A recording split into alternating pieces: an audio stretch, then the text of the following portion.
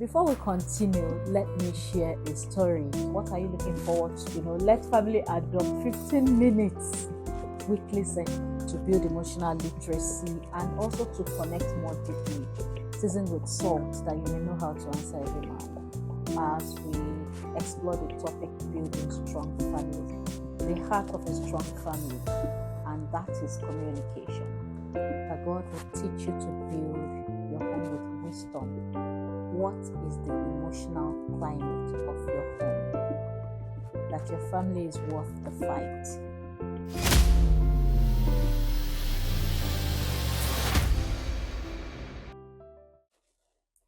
Hey family, welcome to the first episode of Building Strong Families. I'm your host, Flourish Adedamola Balami, and today we'll be looking into a topic that is very foundational, that is communication. Not just talking, but connecting. Have you ever been in a room full of people, yet you feel completely alone? That's what poor communication does.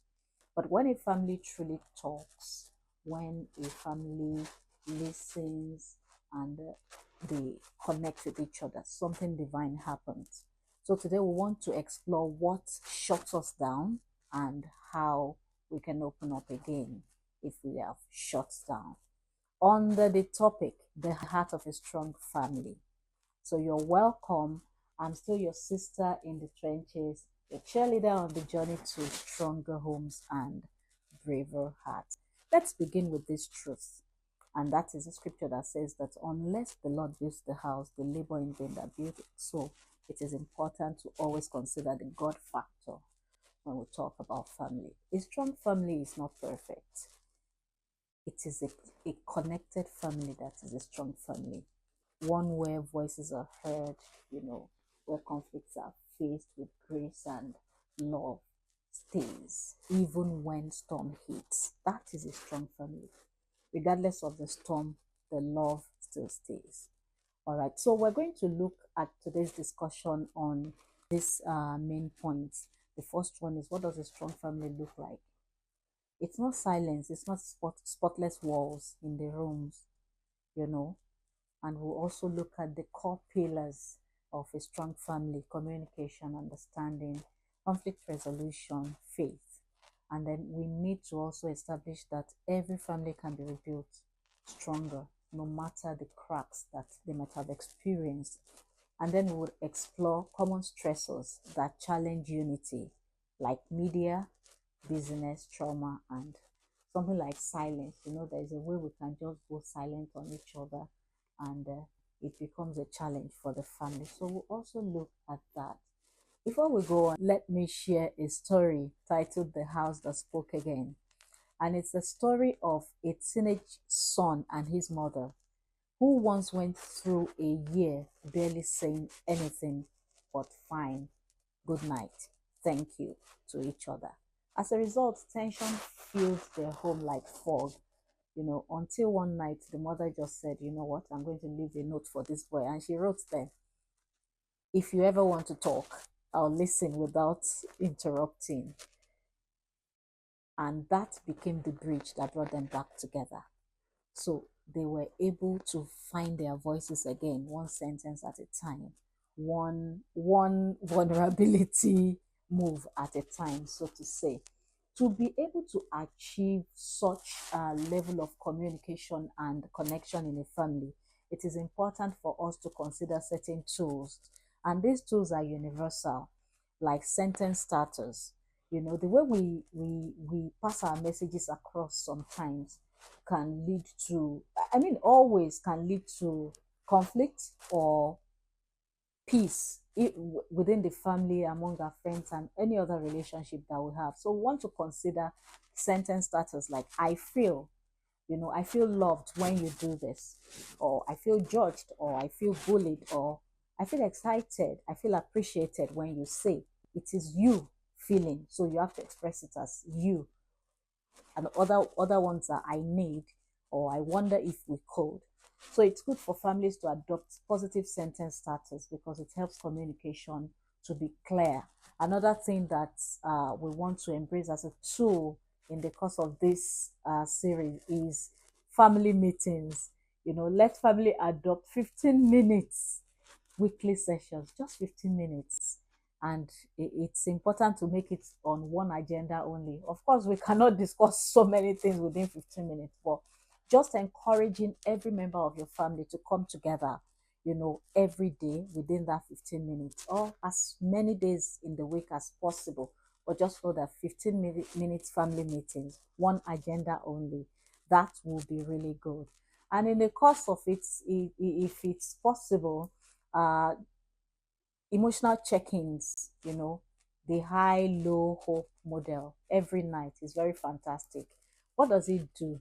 It's simple, it's reflective, and it helps people to process experiences, to build emotional literacy, and also to connect more deeply. So it is a good one, and it is structured in three parts. So you can say, okay, what lifted you today? You're asking the children, you're asking your spouse, what lifted you today?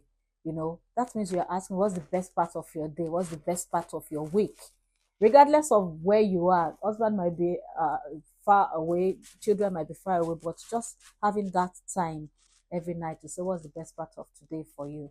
How has the week been? What are your high points for the week? And then ask, what drained you? What were the challenges that you faced?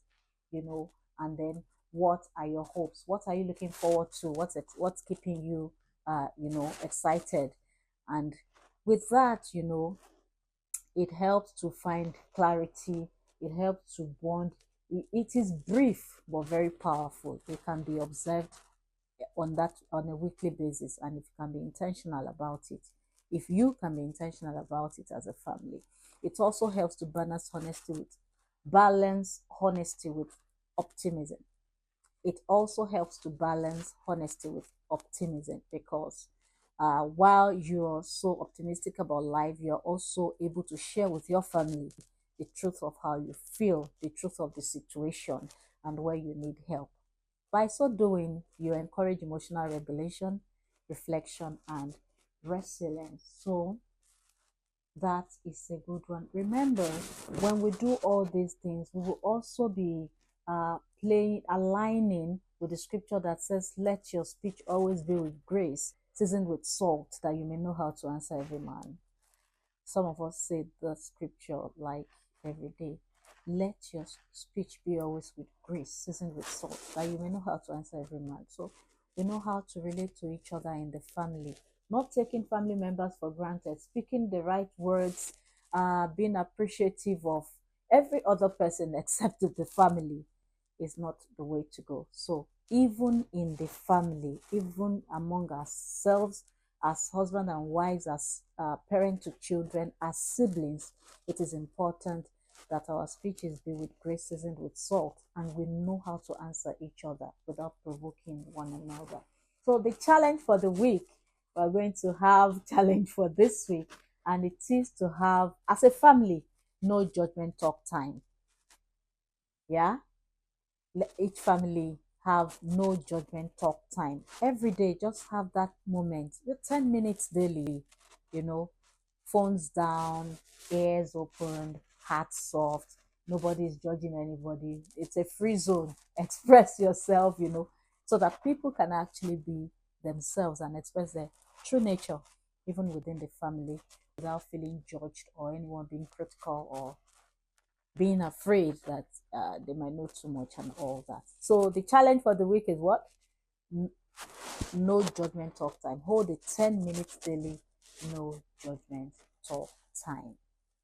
We have pretty much come to the end of today's episode as we explore the topic building strong families. Remember, the topic for today is the heart of a strong family, and that is communication. It is not a flawless relationship, it is about connection. When people feel seen, feel heard, feel understood. So the question that I want to leave you with today is, I have two questions, and the first one is this: what is the emotional climate of your home? What is the emotional climate of your home? And the second question, what is your role in the peace or the pressure in the home, in your home? You might want to say this prayer this week, that God will teach you to build your home with wisdom and love as an individual, as a part of the family. Dear Lord, teach me to build with wisdom and love this home that you have given unto me. I'd like to remind you, in closing, that your family is worth the fight and you're doing a good job. So keep shining. We'll see you next episode. Bye.